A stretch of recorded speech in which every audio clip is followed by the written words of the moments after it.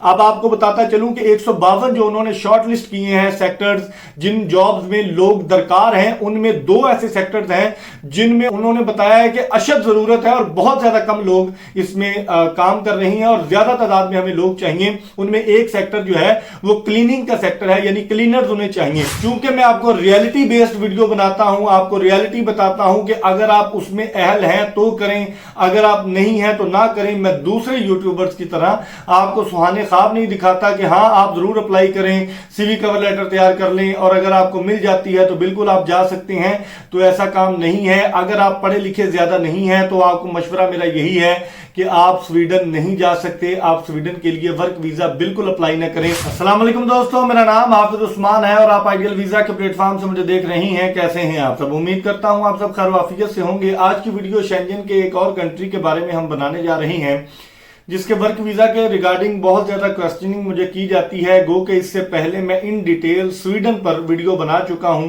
कि अगर आपको वर्क परमिट मिल जाता है स्वीडन का तो आप कैसे उसको प्रोसेस कर सकते हैं। पाकिस्तान में एम्बेसी बाकायदा ऑपरेशनल हो चुकी है। आप कैसे अपना वर्क वीजा प्रोसेस कर सकते हैं, पाकिस्तान से बाहर जाने की आपको जरूरत नहीं है। लेकिन उसके साथ साथ और भी क्वेश्चंस मुझे डेली बेसिस पे मौसूल हुए जिनके जवाब में आज की ये मैं वीडियो रिकॉर्ड करने जा रहा हूं कि कौन से ऐसे दोस्त हैं। गो के उस वीडियो में भी मैंने बताया आप दोस्तों को कि हर कोई इसके लिए एलिजिबल नहीं है, यानी कि जो अंडर मैट्रिक लोग हैं, मैट्रिक इंटर वाले लोग हैं, यानी कि अनप्रोफेशनल लोग हैं जिनके पास तालीम ज्यादा नहीं है, अपने काम के रिलेटेड हुनर ज्यादा नहीं है, उसके रिलेटेड डिग्री आपके पास मौजूद नहीं है, तो आप अनफॉर्चुनेटली स्वीडन का वर्क वीजा अप्लाई नहीं कर सकते। चाहे आपके रिलेटिव्स वहां पे मौजूद हैं, चाहे आपके दोस्त अहबाब वहां पे मौजूद हैं जो कि आपको इनवाइट करना चाह रहे हैं या स्पॉन्सर करना चाह रहे हैं, तो उसकी भी कैटेगरीज हैं। अगर विजिट वीजा पे स्पॉन्सर करते हैं तो कैसे करना है, अगर वर्क वीजे के लिए स्पॉन्सर करना चाह रहे हैं तो उनके लिए सैलरी का एक खास थ्रेशोल्ड सिलेक्ट किया है जिसको मीट करना बहुत ज्यादा जरूरी है। उसके बगैर आप स्वीडन का वर्क वीजा अप्लाई कर ही नहीं सकते, यानी आप उसके लिए अहल ही नहीं है। अगर आप सारे डॉक्यूमेंट्स पूरे कर भी लेते हैं लेकिन अगर आपकी सैलरी उतनी नहीं है जितनी आज की वीडियो में मैं आपको बताने जा रहा हूं, जो कि स्वीडिश गवर्नमेंट ने किसी भी नॉन ईयू कंट्री से आने वाले किसी भी बंदे के लिए रखी है, अगर आप उतनी सैलरी नहीं ले सकते या आपका जो एम्प्लॉयर है उतनी सैलरी आपको ऑफर नहीं करता तो अनफॉर्चुनेटली आप स्वीडन का वर्क वीजा अप्लाई नहीं कर सकते। पाकिस्तान से चूंकि 90% मेरे जो देखने वाले चाहने वाले जितने भाई मुझसे राब्ता करते हैं, क्योंकि वो ज्यादा पढ़े लिखी कैटेगरी में नहीं आते, यानी हाईली क्वालिफाइड लोगों में नहीं आते, डॉक्टर्स, इंजीनियर्स और इस तरह की नर्सेज, दीगर आईटी सेक्टर में अगर आपके पास कंप्यूटर साइंस के रिलेटेड डिग्रीज मौजूद है, सॉफ्टवेयर इंजीनियरिंग की डिग्री मौजूद है, तो आप बिल्कुल स्वीडन का वर्क वीजा अप्लाई कर सकते हैं। लेकिन उसके लिए भी खास एक थ्रेशोल्ड है, खास कैटेगरी है। वो कैसे करना है वीडियो मुकम्मल देख लीजिएगा ताकि आपको मुकम्मल मालूमात और रहनुमाई मिल सके। क्योंकि मैं आपको रियलिटी बेस्ड वीडियो बनाता हूं, आपको रियलिटी बताता हूं कि अगर आप उसमें अहल हैं तो करें, अगर आप नहीं हैं तो ना करें। मैं दूसरे यूट्यूबर्स की तरह आपको सुहाने ख्वाब नहीं दिखाता कि हाँ आप जरूर अप्लाई करें, सीवी कवर लेटर तैयार कर लें और अगर आपको मिल जाती है तो बिल्कुल आप जा सकते हैं। तो ऐसा काम नहीं है। अगर आप पढ़े लिखे ज्यादा नहीं है तो आपको मशवरा मेरा यही है कि आप स्वीडन नहीं जा सकते, आप स्वीडन के लिए वर्क वीजा बिल्कुल अप्लाई ना करें। वर्क वीजा के लिए जुलाई 2025 में, बल्कि अब अगस्त और सितंबर 2025 में स्वीडिश गवर्नमेंट ने जो के सैलरी का थ्रेशोल्ड नॉन ईयू कंट्रीज से किसी भी आने वाले बंदे के लिए, वर्कर के लिए जो रखा है वो 37,100 क्रोन स्वीडिश क्रोन है, यानी कि पाकिस्तानी कमोबेश जो है 12 लाख रुपए, 11 से 12 लाख रुपए पर मंथ सैलरी अगर आपकी होगी, जो कि उनका टैक्स जो है अदा करने के बाद आपको जो मिलेगी वो ऑलमोस्ट 30,000 स्वीडिश क्रोन होगी, जो कि पाकिस्तानी तकरीबन 10 लाख रुपए बनती है। अगर आपकी सैलरी 10 लाख रुपए स्वीडिश क्रोन कोई भी एम्प्लॉयर आपको ऑफर करता है तो बिल्कुल आप स्वीडन का वर्क वीजा अप्लाई कर सकती हैं। लेकिन चूंकि मैंने पहले बता दिया कि अगर आपकी तालीम ज्यादा नहीं है, आपके पास आपके काम के रिलेटेड डिग्री मौजूद नहीं है और आप हाईली क्वालिफाइड हाईली प्रोफेशनल लोगों में नहीं आते, तो अनफॉर्चुनेटली स्वीडन का वर्क वीजा आपके लिए नहीं है। इवन अगर आप यूरोप में मौजूद भी हैं तो भी आपके लिए इतनी सैलरी को मीट करना एक नॉन ईयू कंट्री का रेजिडेंट होने के नाते आपके लिए पॉसिबल नहीं है कि कोई बंदा आपको क्लीनर की जॉब के लिए, डिश वॉशर की जॉब के लिए, वेटर की जॉब के लिए, वेयर हाउस वर्कर की जॉब के लिए 10 लाख रुपए सैलरी ऑफर करे। तो ये बहुत मुश्किल और रेयर चांस है। अगर आपका कोई भाई, कोई दोस्त, कोई रिश्तेदार, कोई रिलेटिव वहां पे मौजूद भी है और वो वहां का सिटीजन है, या उसके पास वहां की पीआर मौजूद है, या उसका कारोबार वहां पे रजिस्टर्ड है और वो आपको ऑफर करना चाहता है, तो उसको आपके लिए 37,100 करोन की कुर्बानी देनी होगी पर मंथ।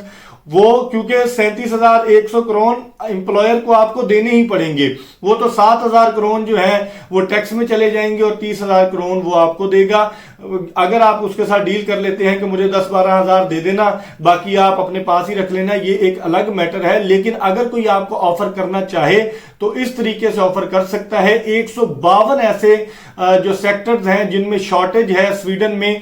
शॉर्टेज यूरोप के हर कंट्री में मौजूद है, लेकिन वो नॉन ईयू कंट्री से अगर कोई बंदा बुलवाते हैं तो उनके लिए उन्होंने खास एक थ्रेशोल्ड सिलेक्ट कर रखा है कि इस कैटेगरी के लोग आ सकते हैं।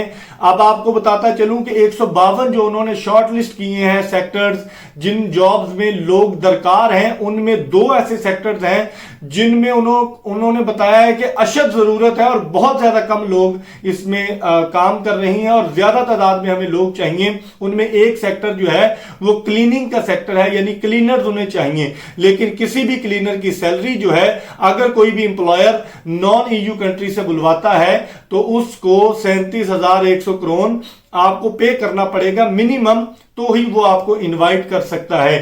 तो जो छोटे कंट्रीज है ना, Romania, Bulgaria, Latvia, Lithuania, Slovenia, Slovakia, crochet, ये वो कंट्रीज हैं जिनमें अमूमन सैलरी जो है वो अंडर 1,000 यूरो है। यानी कि अगर कोई भी उस मुल्क का रिहायशी या फिर नॉन ईयू कंट्री से आने वाला बंदा 800-900 यूरो सैलरी में वहां पे एडजस्ट हो सकता है, जिसको पे करने में एम्प्लॉयर को कोई मसला नहीं है, कोई परेशानी नहीं है। मेरी बात मुकम्मल गौर से सुनिएगा ताकि आपको समझ आए। तो इन कंट्रीज से लोग, यानी कि जो कंट्रीज के मैंने नाम आपको बताए हैं शेंजन के, Latvia, Lithuania, Slovenia, Slovakia, Romania, Bulgaria, Croatia, Hungary, इन कंट्रीज से लोग जाते हैं स्वीडन में, नॉर्वे में, डेनमार्क में, क्योंकि इन कंट्रीज में सैलरी ज्यादा मिलती है। तो छोटे कंट्रीज में शॉर्टेज हो जाती है, फिर इन कंट्रीज में लोग एडजस्ट हो जाते हैं, पाकिस्तानी, इंडियन, बांग्लादेशी। जिनमें भी कुछ कंट्रीज का जैसे लिथुआनिया का और हंगरी का अभी तक प्रोसेस बंद जा रहा है। तो आते हैं वापस स्वीडन में। तो स्वीडन में ये छोटे कंट्रीज के जो शेंजन कंट्रीज के लोग हैं वो इधर मूव कर जाते हैं और छोटे कंट्रीज में हमारे एशियन लोग एडजस्ट हो जाते हैं। तो ये वजह है कि आपको स्वीडन में highly paid job Pakistan, India, Bangladesh से ऑफर वो नहीं करते। तो मैं उम्मीद करता हूं आपको सारी बात समझ आ गई होगी। अगर आप कम पढ़े लिखे हैं तो आपको जॉब नहीं मिलेगी, इल्ला ये कि आपका भाई, दोस्त, रिश्तेदार आपको अपने पैसों की कुर्बानी देते हुए वो आपको इतने पैसों में जॉब ऑफर कर दे, अदरवाइज आपको जॉब नहीं मिलेगी। तो आप ये सुहाने ख्वाब देखना छोड़ दें। स्वीडन में आपको जॉब नहीं मिलेगी अगर आप कम पढ़े लिखे हैं, कम क्वालिफाइड हैं, कम हुनर रखते हैं, आपके पास डिग्री मौजूद नहीं है। हाँ, हाईली क्वालिफाइड लोगों को इतनी जॉब ऑफर हो सकती है, इतनी सैलरी ऑफर हो सकती है। अगर आप आईटी स्पेशलिस्ट हैं तो स्पेशली आपको ऑफर होगी। अगर आप मेडिकल प्रोफेशन से, नर्स का आपके पास डिप्लोमा या डिग्री मौजूद है 4 साल, और अगर आप डॉक्टर हैं, डीपीटी हैं, डॉक्टर ऑफ फिजियोथेरेपी हैं, इसके साथ साथ दीगर जितने भी शोबाजात हैं जिनकी डिग्रीज आपके पास मौजूद हैं, तो आप बिल्कुल जॉब अप्लाई कर सकते हैं। और अगर आपको जॉब मिल जाती है तो आपका प्रोसेस इंतहाई आसान, इंतहाई जल्दी हो जाएगा, पाकिस्तान से हो जाएगा और आप स्वीडन में वर्क वीजा पर ट्रैवल कर सकते हैं। तो तो कल तक की वीडियो के लिए अपने मेजबान हाफिज उस्मान को इजाजत दीजिए। वीडियो पसंद आई हो तो लाइक जरूर कर दीजिएगा और अपने उन दोस्तों के साथ शेयर जरूर कीजिएगा जो कि यूरोप मूव करना चाहते हैं और उनको प्रोसेस का नहीं पता, और उनको मैंने आज की वीडियो में यह बताया है कि आप किन किन कंट्रीज में ट्रैवल कर सकते हैं। तो कल तक की वीडियो के लिए अपने मेजबान हाफिज उस्मान को इजाजत दीजिए। दुआओं में जरूर याद रखिएगा। अल्लाह निगहबान।